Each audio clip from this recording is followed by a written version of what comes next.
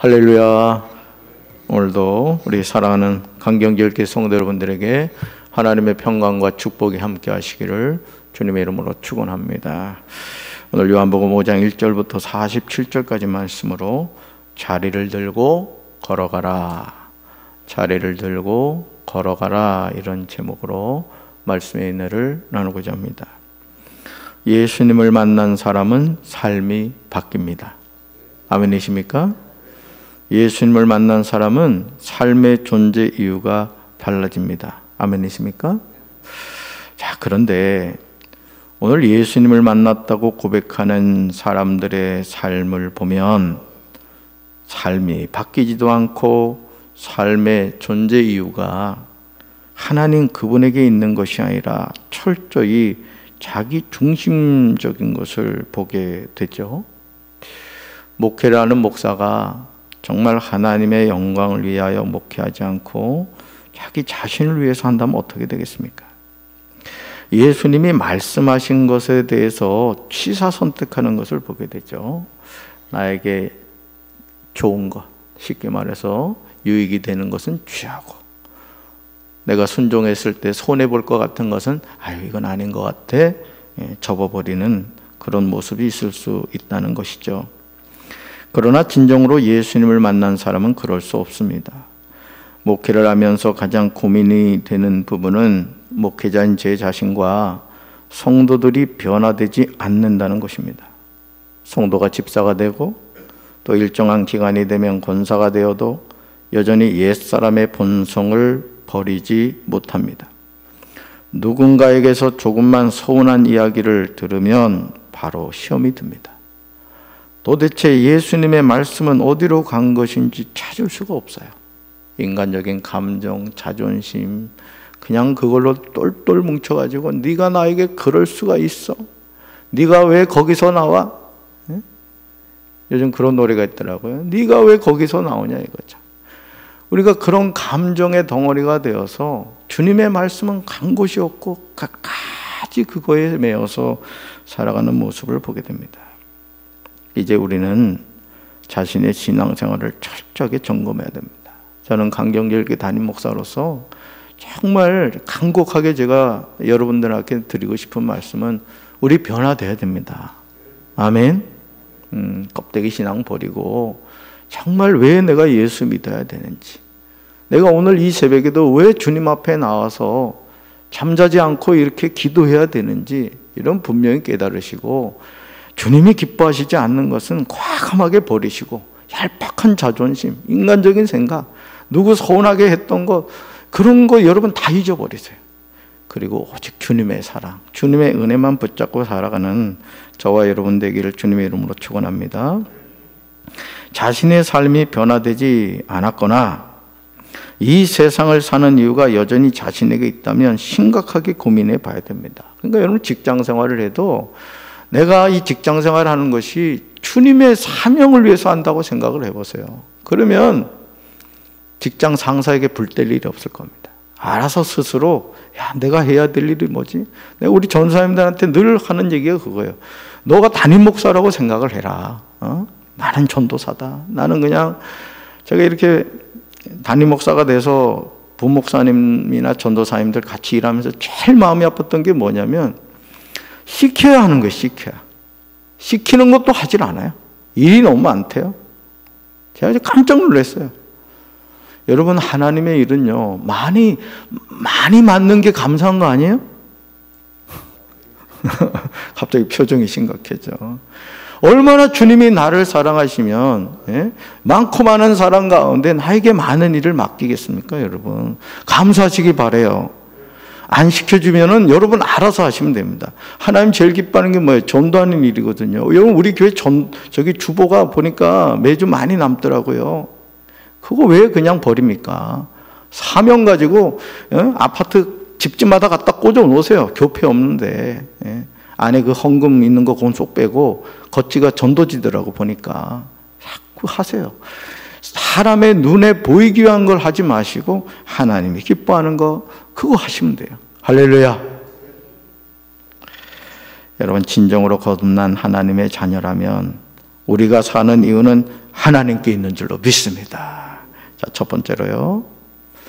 일어나 내 자리를 들고 가라는 예수님의 말씀에 순종하면 치료받습니다. 아멘. 자, 오늘 저와 여러분은 누구나 고질적인 질병을 한 가지 이상 다 가지고 있죠? 평생 동안 알아왔던 병이 있을 거예요. 또 언젠가부터 생겼는데 이놈의 병이 나를 너무 사랑하는 그런 병이 있을 거예요. 자, 이 고질적인 질병에 대해서 우리는 숙명론적으로 받아들이죠. 이유는 오래된 병이라 이거예요. 이거 죽을 때까지 가지고 가야 된다. 아주 얼마나 믿음이 철저한지 몰라요. 그래서 어쩔 수 없다는 거죠.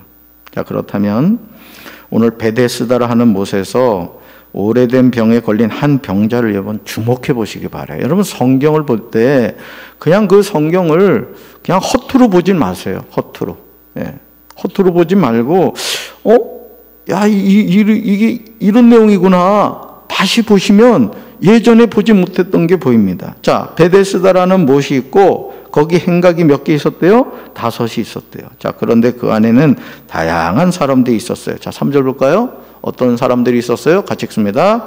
그 안에 많은 병자, 맹인, 다리 저는 사람, 혈기 마른 사람들이 누워 물의 움직임을 기다리니. 아멘.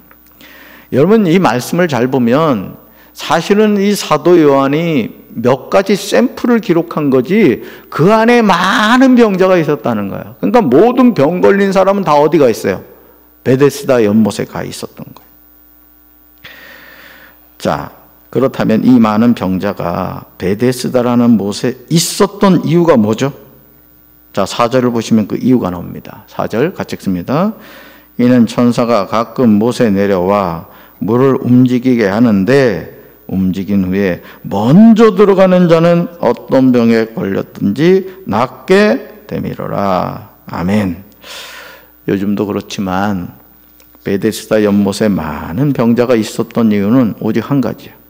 가끔 천사가 내려왔을 때 어떤 병에 걸렸든지, 이게 참 죽이는 거죠. 어떤 병에 걸렸든지 어떤 사람? 먼저 들어가는 자가 낫게 된다는 거예요. 참 생각해 보세요. 아마 주일날 제일 일찍 오는 분에게 담임 목사가 특별한 선물을 드립니다 하면은 아마 문둥새벽에 오시는 분이 있으실 거야. 근데 10분 늦는 분은 꼭 10분 늦어요. 얼마나 철저한지 몰라. 15분 늦는 분은요, 시간을 재도 돼요. 제가 이렇게 홍성에서도 목회할 때 보면요, 이게 늦는 분들은요, 어쩌면 정확하게 10분 늦는 분은 10분 늦어요. 그 이상합니다. 또 예를 들어 우리가 지금 그 일부 예배가 지금 9시 반인데 하여간 바꿔야 돼요. 9시로 바꿔야 돼. 제가 정신이 없어요. 9시 반 예배 드리고 11시 예배를 드리니까 이 지금은 좀 그렇습니다. 여름 같은 경우는요, 가운 입으면 땀이 아주 범벅이 되거든요. 근데 설교하고 나서 가서 숨 돌린 틈 없이 또 오다 보면 보통 힘든 게 아니거든요. 그리고 이 차량 주차 문제도 여러분 9시 반에 예배를 드리면 10시 반 정도 끝나잖아요. 그럼 11시 예배하고 겹치거든요, 사실은. 자, 뭐 그런데 제가 목회를 하면서 본 게 뭐냐면, 시간을 예를 들어 이제 만약에 앞으로 우리가 일부 예배를 9시 예배로 30분을 땡기잖아요. 그러면 이상한 건요, 10분 늦은 분은 30분 땡겨도 또 10분 늦어요. 그러더라고요. 그러니까 여러분, 우리가 어떤 어떤 습성이라는 것이 참 무서운 겁니다. 여기도 보세요. 먼저 들어가는 자가 낫게 된다. 우리가 이 예배 생활에 이런 마음을 가져야 될 줄로 믿습니다. 그래요. 지각하지 마세요. 예배 드릴 때. 자, 즉 이들에게 베데스다는 인생이 역전되는 기회의 장소였던 거예요. 오늘도 이 베데스다 연못은 우리에게 있습니다. 그러니 수많은 병자들이 베데스다에 모여들었습니다. 그런데요, 자, 그곳에 누가 있었어요? 이게 중요한 거예요. 그곳에 누가 있었어요? 38해 된 병자. 그러니까 몇 년이에요? 38년이에요. 자, 이 병자에겐 인생의 그 어떤 희망도 없었습니다. 우리 모습 아닙니까? 예?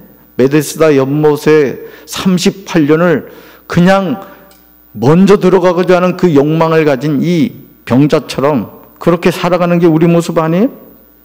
정말 안타깝게 느껴지는데 7절을 보시면 이 병자가 기회를 얻을 수 없는 이유가 나와요. 자, 7절 같이 읽습니다.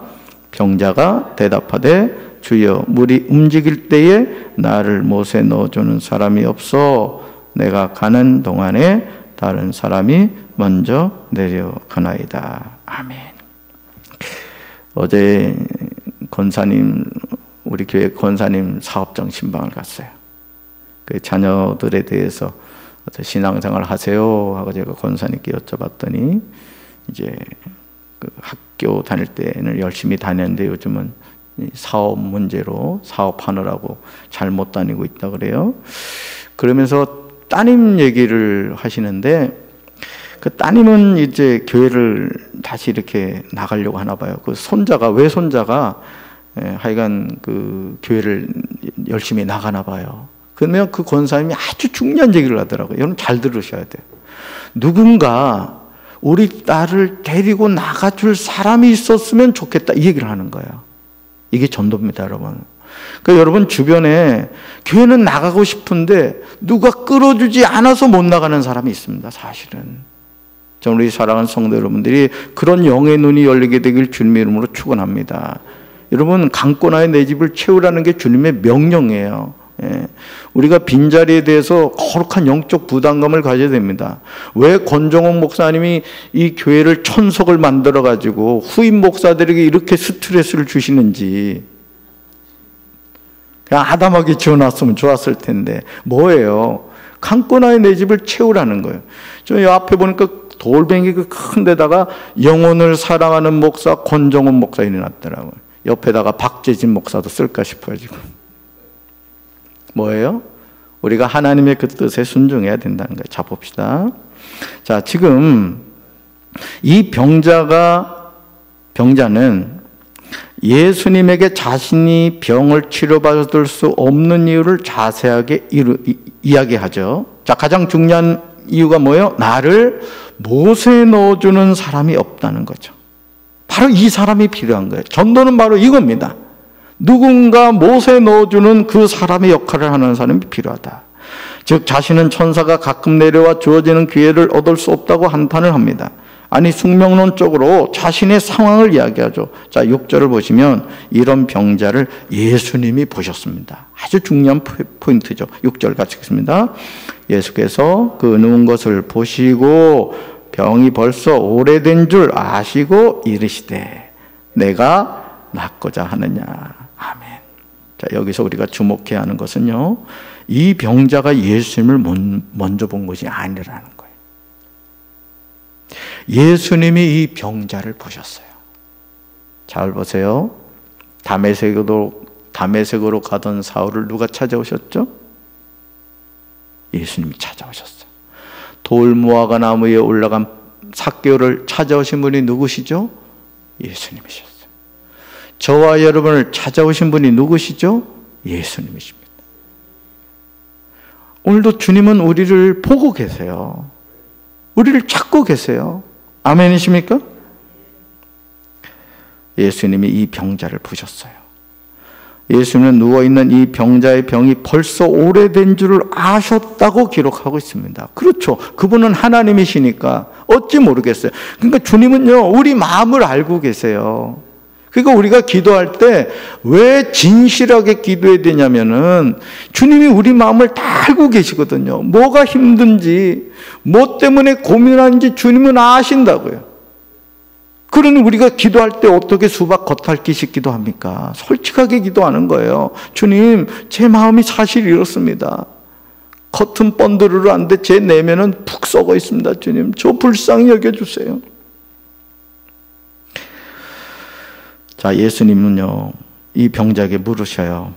내가 낫고자 하느냐? 물으세요. 내가 낫고자 하느냐? 그 다음에 죽으세요. 내가 낫고자 하느냐? 정말 이상한 질문이 아닙니까? 여러분, 이 38년 된 병자가 왜 베데스다 연못에 있습니까? 병을 치료하기 위해서 있잖아요. 그런데 예수님은 내가 낫고자 하느냐? 하고 물으세요. 예수님의 이 질문에 베데스다에 있는 이 병자는 이상한 대답을 하죠. 즉 자신이 병을 치료받지 못하는 이유를 말합니다. 여러분, 우리가 인생의 문제가 예수님보다 크면 문제 해결이 안 됩니다. 그러나 문제보다 예수님이 커 보이면 문제는 해결됩니다. 오늘 우리가 이 세상을 살면서 사람이 살고 죽는 건 다른 데 있지 않아요. 사람이 절망하는 거 보면 정말 저 정도면 다시 일어날 수 있는데, 그런 상황에서도 어떤 사람은 주저앉아 인생을 포기하는 사람들이 있습니다. 여러분, 지금 예수님이 이 병자에게 물은 내용이 뭐라고요? 내가 낫고자 하느냐는 거예요. 예수님이 이 병자의 병이 벌써 오래된 줄 아셨습니다. 그럼에도 이 병자는 쓸데없는 말만 하는 거예요. 예수님이 질문하시는 의도를 모르는 겁니다. 여러분, 주님이 오늘 이 시간 여러분에게 물으십니다. 내가 낫고자 하느냐 물으세요. 여러분, 고질적인 병 있죠? 평생을 같이 가야 된다고 생각하는 숙명적인 병, 어떤 병이든지 주님이 지금 물으세요. 내가 낫고자 하느냐? 주님, 제가 이거 지금도 병원 다니고 있어요. 이거 제가 열심히 해봤는데 낫질 않아요. 죽을 때까지 가지고 가야 되죠. 그건 거짓말입니다. 거기 속으면 안 된다는 거예요. 자, 주님이 물으세요. 자, 지금 묻겠습니다. 제가 예수님은 아니지만 예수님의 말씀을 대신 여러분들한테 전할게요. 자, 묻습니다. 내가 낫고자 하느냐? 아멘 하신 분은 치료받을 줄로 믿습니다. 주님이 오늘 나에게 물으시는 거예요. 다른 거 묻지 않잖아요. 오래된 거 아셨어요, 주님은.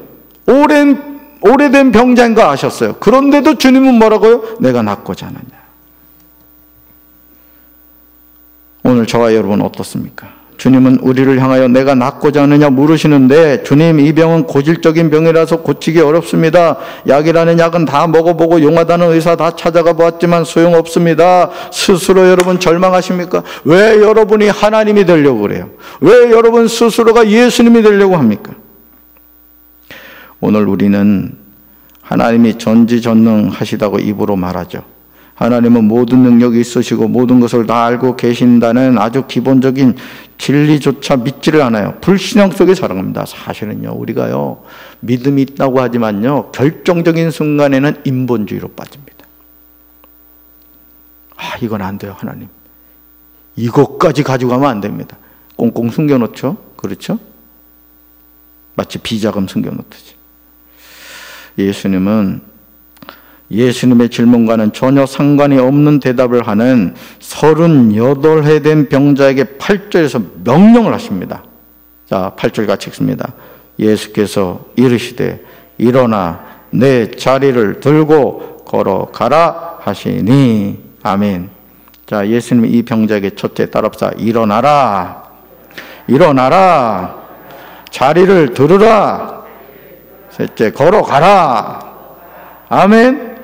일어나라. 자리를 들으라. 걸어가라. 어떤 사람이에요? 38년 된 병자예요. 38년이 됐다는 건 뭐예요? 고칠 수 없는 병자란 얘기예요. 그 어떤 기회도 없어요. 아무도 이 사람을 베데스다 연못에 집어넣어주는 사람 자체가 없어요. 그런 그 병자에게 일어나라는 거예요. 여러분, 일어나시길 바랍니다. 자리를 들으시기 바랍니다. 믿음으로 걸어가시길 바라요. 맨날 안 된다 하지 마세요. 우리 교회 부흥합니다. 하나님 역사하십니다. 강경 하나님 축복하십니다. 아브라함 한 사람을 통해서 민족을 축복하신 분이 하나님이에요. 강경제일교회가 이곳에 있는 이유는 강경지역 저 논산 연무 이곳을 축복하시기 위해서 1904년도에 하나님이 이곳에 제단을 세우신 줄로 믿습니다. 아멘. 우리는 예수님의 말씀에 집중해야만 합니다. 예수님이 말씀하시는 것 어느 하나 이 병자에게는 도저히 불가능하게 보이는 내용이죠. 그러나 예수님은 조금도 주저하지 않으시고 이 병자에게 분명하게 말씀하셨습니다. 만약 예수님이 이 병자가 38해 된 병자라는 사실에만 집중하셨다면 기적은 나타나지 않았을 겁니다. 저 사람 피해가야 되겠다. 예수님은 이 병자의 병이 오래된 줄 아셨어요? 주님은요, 여러분이 갖고 있는 고질적인 병, 또 인생의 문제가 뭔지 다 알고 계세요. 다 아신다고요. 그분은 전지전능하신 분이에요. 아멘. 그러나 이 병자를 치료하시는 하나님을 의심하지 않았던 거예요. 오늘도 마찬가지입니다. 하나님 지금도 살아계셔서 역사하십니다. 예수님은 마가복음 9장 23절에서 믿음이 어떤 역사를 일으키는지 분명하게 말씀하셨죠. 같이 읽습니다. 예수께서 이르시되 할 수 있거든이 무슨 말이냐.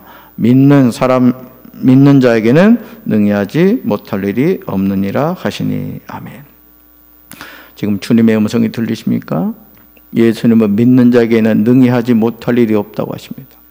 예수님은 지체하지 않으시고 이 병자에게 일어나 내 자리를 들고 걸어가라고 하시죠. 여러분 2002년 월드컵 기억하십니까? 꿈은 이루어진다 했어요. 전 국민이요. 그 내용은 좀 안 좋아. 붉은 악마가 뭡니까? 하나님이 보호하사 우리나라 만세인데 말이지. 염색한 천사 이래야지 말이지. 무슨 붉은 악마. 어쨌든 말이죠. 전 국민이 꿈은 이루어진다고 하니까 어떻게 돼요? 대한민국이 세상 월드컵 4강에 올라갔잖아요. 터키한테 그 홍명보가 말이죠. 몇 초 만에 골 먹혀가지고 아주 그때는 좀 기분이 안 좋긴 했습니다. 어쨌든 전 국민이 긍정적인 생각을 갖고 이렇게 하니까 또 우리 한국 교인들이 얼마나 기도했어요. 그죠? 자, 예수님은요, 지체하지 않으시고 이 병자에게 일어나 내 자리를 들고 걸어가라 하세요. 예수님이 말씀하시자 9절 상반절에요. 놀라운 내용이 나와요. 같이 읽습니다. 그 사람이 곧 나아서 자리를 들고 걸어가니라. 아멘. 저와 여러분이 몇 년 동안 병을 앓았느냐는 중요하지 않아요. 내가 어떤 병이든 치료하시는 주님을 온전히 믿고 있느냐, 이게 중요한 거예요. 할렐루야. 기억하시기 바라요. 예수님이 고치지 못할 병은 이 세상에 존재하지 않습니다. 고질적인 병이든 어제 생긴 병이든 여호와 라파 하나님은 어떤 병이든 치료하시는 줄로 믿습니다. 우리 이 주님을 믿어요. 아멘. 자, 두 번째, 예수님의 말씀을 듣고 예수님을 보내신 이를 믿는 자는 영생을 얻었습니다. 자, 예수님이 행하신 모든 일은 아버지 하나님이 행하신 일들입니다. 여러분 이 말씀을 잘 보셔야 됩니다. 예수님이 행하신 모든 일은 아버지 하나님이 행하신 일들이에요. 즉 예수님은 즉흥적으로 사용하지 않으셨어요. 자, 19절 보시면 예수님이 어떻게 공생의 사역을 감당하셨는지 볼 수 있죠. 같이 읽습니다. 그러므로 예수께서 그들에게 이르시되 내가 진실로 진실로 너에게 이르노니 아들이 아버지께서 하시는 일을 보지 않고는 아무것도 스스로 할 수 없나니 아버지께서 행하시는 그것을 아들도 그와 같이 행하느니라. 아멘. 여기서 우리가 주목해서 보아야 하는 것은 19절 하반절에 나오는 내용이에요. 같이 읽습니다. 아들이 아버지께서 하시는 일을 보지 않고는 아무것도 스스로 할 수 없나니 아버지께서 행하시는 그것을 아들도 그와 같이 행하느니라. 이 말씀이에요. 자, 예수님은 자신이 행하시는 모든 사역은 아버지 하나님과 연관이 있음을 분명하게 말씀하십니다. 정말 중요한 내용이죠. 자, 그러면서 20절에서 이런 내용은 더욱 구체적으로 나옵니다. 20절 같이 읽습니다. 아버지께서 아들을 사랑하사 자기가 행하시는 것은 다 아들에게 보이시고 또 그보다 더 큰 일을 보이사 너희로 놀랍게 여기게 하시리라. 아멘. 자, 아버지 하나님은 자신이 행하시는 일을 다 아들에게 보이신다고 예수님 말씀하세요. 그러니까 예수님은 철저하게 아버지 말씀에 순종하신 거예요. 예수님의 이 말씀에서 우리는 아주 중요한 한 가지 사실을 놓치면 안 돼요. 그것은 예수님이 행하시는 모든 일은 아버지 하나님이 행하시는 일이라는 거예요. 성부 하나님, 성자 하나님, 성령 하나님은 삼위일체십니다. 그분은 한 하나님이세요. 아멘이십니까? 아버지가 죽은 사람들을 일으켜 살리신 같이 아들도 자기가 원하는 사람들을 살리시죠. 아버지 하나님은 아들인 예수님을 사랑하셔서 아들에게 심판을 다 맡기셨는데, 자, 예수님은 아들을 공경하는 것이 곧 아버지 하나님을 공경하는 것이라고 하시죠. 자, 그러신 후에 24절에 아주 중요한 말씀을 하시죠. 같이 읽습니다. 24절, 내가 진실로 진실로 너에게 이르노니 내 말을 듣고 또 나 보내신 이를 믿는 자는 영생을 얻었고 심판에 이르지 아니하나니 사망에서 생명으로 옮겼느니라. 아멘. 자, 예수님은 사람이 영생을 얻고 심판에 이르지 아니하는 두 가지 중요한 핵심을 말씀하세요. 첫째, 예수님의 말씀을 듣는 거예요. 여러분, 말씀을 듣는 게 중요합니다. 아멘. 두 번째, 예수님을 보내신 하나님을 믿는 겁니다. 이게 영생 얻는 비결이에요. 자, 사실 이 두 가지는 하나죠. 즉 예수님이 살아계신 하나님의 아들이심을 믿는 거예요. 아버지와 아들은 하나임을 잊지 말아야 할 줄로 믿습니다. 자, 26절로 27절 보시면 자, 우리는 이 사실을 분명하게 알 수 있어요. 자, 26절, 27절 읽습니다. 아버지께서 자기 속에 생명이 있음 같이 아들에게도 생명을 주어 그 속에 있게 하셨고 또 인자됨으로 말미암아 심판하는 권한을 주셨느니라. 자, 아버지 하나님 안에 뭐가 있듯이? 생명이 있듯이 아들 안에도 뭐가 있다? 생명이 있다는 거죠. 아버지 하나님은 아들이신 예수님에게 심판하는 권한을 주셨는데 사람은 누구나 부활합니다. 문제는요, 어떤 부활이냐 이거예요. 여러분, 예수 안 믿는 사람도 부활합니다. 아멘? 부활은 두 종류의 부활이 있어요. 자, 말씀 같이 봅니다. 29절. 선한 일을 행한 자는 생명의 부활로, 악한 일을 행한 자는 심판의 부활로 나오리라. 아멘.